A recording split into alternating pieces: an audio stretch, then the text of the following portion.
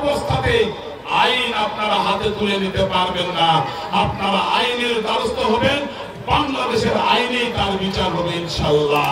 আমাদের কাজ দিয়ে তিলকপুর ইউনিয়নবাসীর মন জয় করতে পারি। তিলকপুর ইউনিয়নবাসীর কাছে করজোড়ে মিনতি করছি, আমরা আপনাদের সঙ্গে থাকতে চাই। আমাদের দলের ন্যূনতম ভাবমূর্তি ক্ষুণ্ণ হোক, এটা আমরা যেমন বরদাস্ত করবো না, ঠিক তেমনি ভাবে কোন অনুপ্রবেশকারী আওয়ামী লীগ যুবলীগের গুন্ডারাও যদি আমার সাধারণ ভাই বোনদের যদি কষ্ট দেওয়ার চেষ্টা করেন, তাদেরকে হুঁশিয়ারি উচ্চারণ করতেছে, আপনাদেরকে ধরে আমরা আইনের হাতে তুলে দেব। ষড়যন্ত্র কিন্তু থেমে নেই।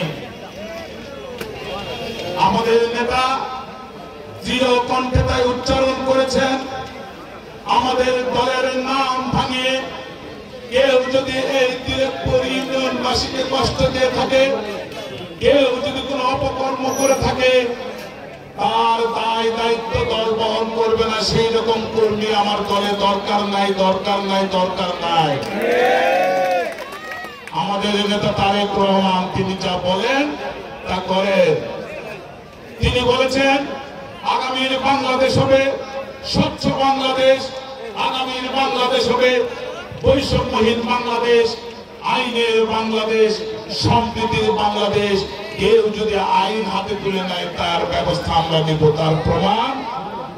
তার প্রমাণ গতকাল আমি নিজে নওগাঁ জেলার একটি বিএনপি নেতার বিরুদ্ধে অভিযোগ এসেছে পত্রিকায়। আমাদের দলের মাননীয় চেয়ারম্যান মহোদয় সঙ্গে সঙ্গে নির্দেশ দিয়েছেন, তুমি যাবা, যদি সেইখানে কোনো সত্যতা খুঁজে পাও থানায় মামলা করে চলে আসবো। আমি গতকাল গিয়েছি, ওই বিএনপির জাফরেল নেতার বিরুদ্ধে পোরশা থানায় জিডি করে তারপরে এসেছি রাত 9টায়। আজকে হয়তো আপনারা পত্রিকায় দেখেছেন। এখান থেকে কিন্তু আপনাদের শিক্ষা নিতে হবে। হ্যাঁ, এটা সত্য, গত 17টি বছর ধরে আপনাদের উপর যে জুলুম হয়েছে, নিপীড়ন হয়েছে, নির্যাতন হয়েছে, আপনাদের মনে অনেক কষ্ট আছে। কিন্তু এনজিওর কিস্তি প্রথমবার বিকাশ পেমেন্ট করলেই 20 টাকা ইনস্ট্যান্ট ক্যাশব্যাক। কোন অবস্থাতেই আইন আপনারা হাতে তুলে নিতে পারবেন না। আপনারা আইনের দ্বারস্থ হবেন, বাংলাদেশের আইনেই তার বিচার হবে ইনশাআল্লাহ। বিএনপি জনগণের দল, বিএনপি জনগণের ভালোবাসায় গঠিত দল। সম্মানিত নেতৃবৃন্দ, এখানে রাজনীতি নিয়ে ব্যবসা করতে আসিনি, এখানে ধর্ম নিয়ে ব্যবসা করতে আসিনি। এখানে এসেছি কাজ দিয়ে আগামী দিনে তিলকপুর ইউনিয়নবাসীর ভালোবাসা অর্জন করতে। যদি আমাদের কাজ দিয়ে তিলকপুর ইউনিয়নবাসীর মন জয় করতে পারি, তিলকপুর ইউনিয়নবাসীর কাছে করজোড়ে মিনতি করছি, আমরা আপনাদের সঙ্গে থাকতে চাই। একবার আমাদের কাছে টেনে নিন, আমরা আপনাদেরকে মাথায় তুলে রাখবো ইনশাআল্লাহ। কথা দিয়ে আপনারা প্রস্তুত আছেন তো?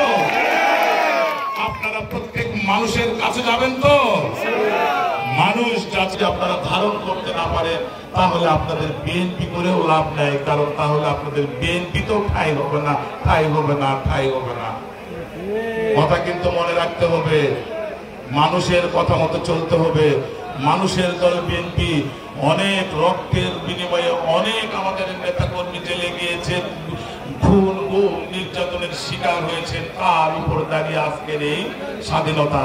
তাই কারো ব্যক্তিগত কর্মের দ্বারা আমাদের দলের ন্যূনতম ভাবমূর্তি ক্ষুণ্ণ হোক, এটা আমরা যেমন বরদাস্ত করবো না, ঠিক তেমনি ভাবে কোন অনুপ্রবেশকারী আওয়ামী লীগ যুবলীগের গুন্ডারাও যদি আমার সাধারণ ভাই বোনদের যদি কষ্ট দেওয়ার চেষ্টা করেন, তাদেরকে হুঁশিয়ারি উচ্চারণ করতেছে, আপনাদেরকে ধরে আমরা আইনের হাতে তুলে দেব।